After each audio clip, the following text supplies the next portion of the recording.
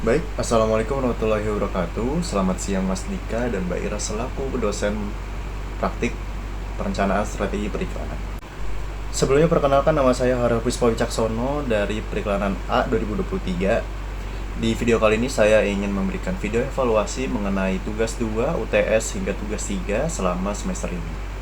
Baik, untuk pembukaannya saya akan dimulai dari overview project saya, project video animasi layanan masyarakat berupa video animasi 3 dimensi untuk edukasi kusta di daerah Papua. Proyek ini saya dikembangkan bersama kata mataku, yaitu program dari Fakultas Kedokteran Universitas Indonesia sendiri yang ingin mengedukasi mengenai kusta di masyarakat Papua sana. Tujuan utama dari proyek ini adalah memberikan edukasi kesehatan kepada masyarakat-masyarakat di sana yang masih sangat kental mengenainya, atau skeptisnya mereka terhadap kusta, bahwa kusta itu adalah aib, kusta itu adalah kutukan, seperti itu.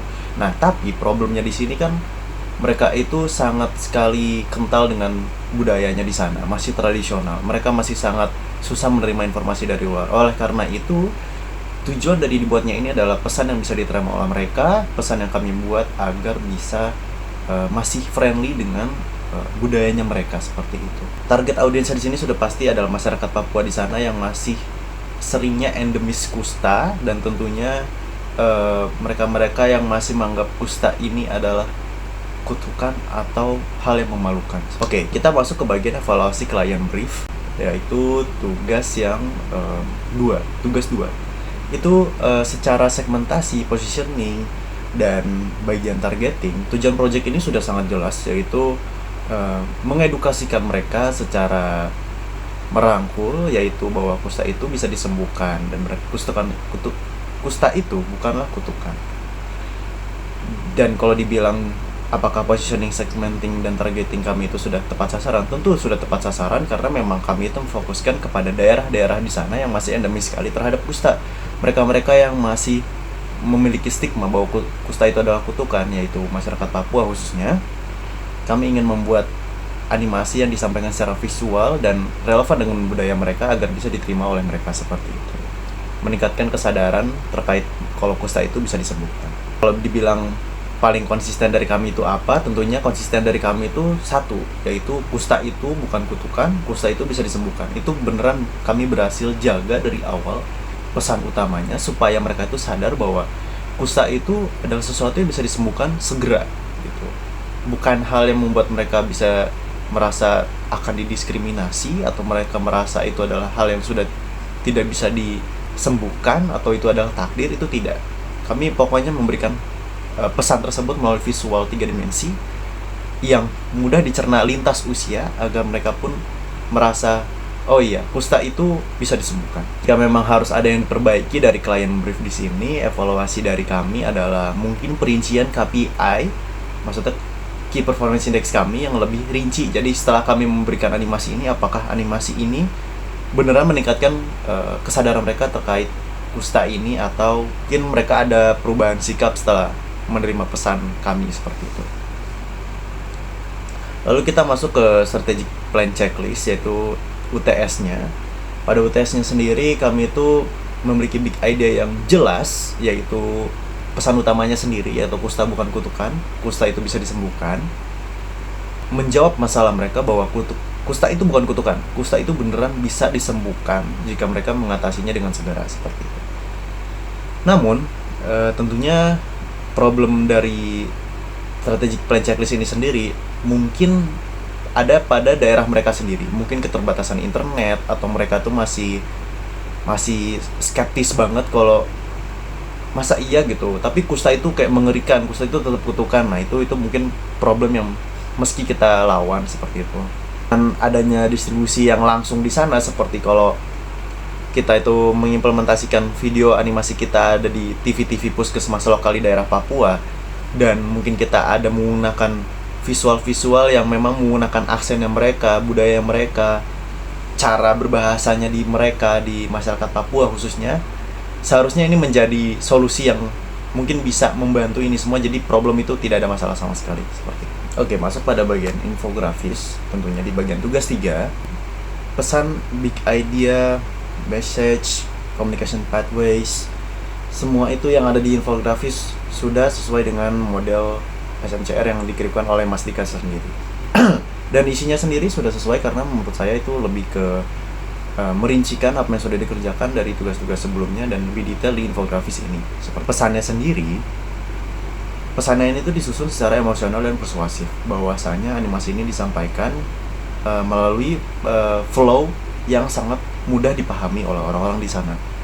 Dimulai dari takut, menjadi paham, lalu mereka peduli seperti itu.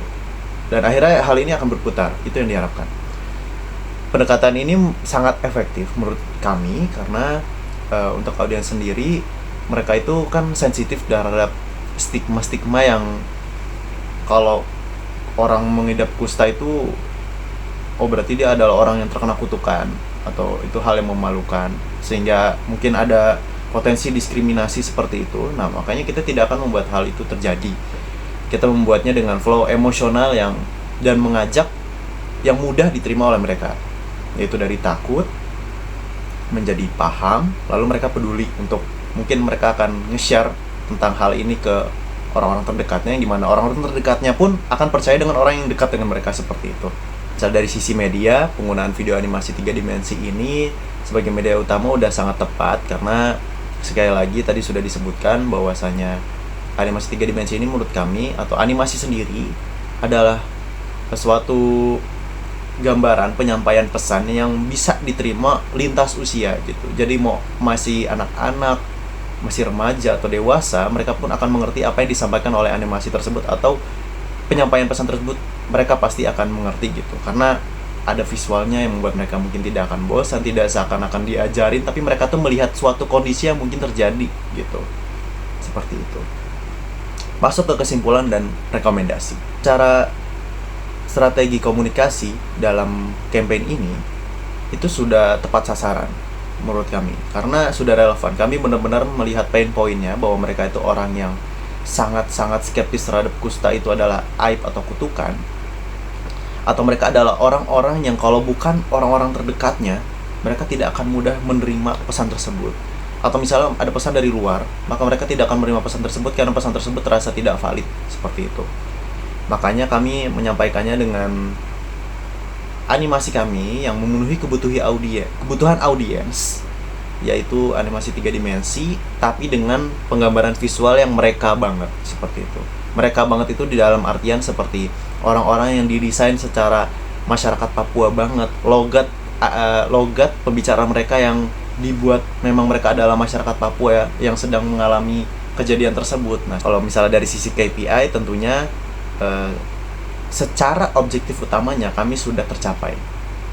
Tidak ngomongi secara data, tapi secara objektif utamanya apa yang sudah dilakukan ke sana itu sudah terjadi.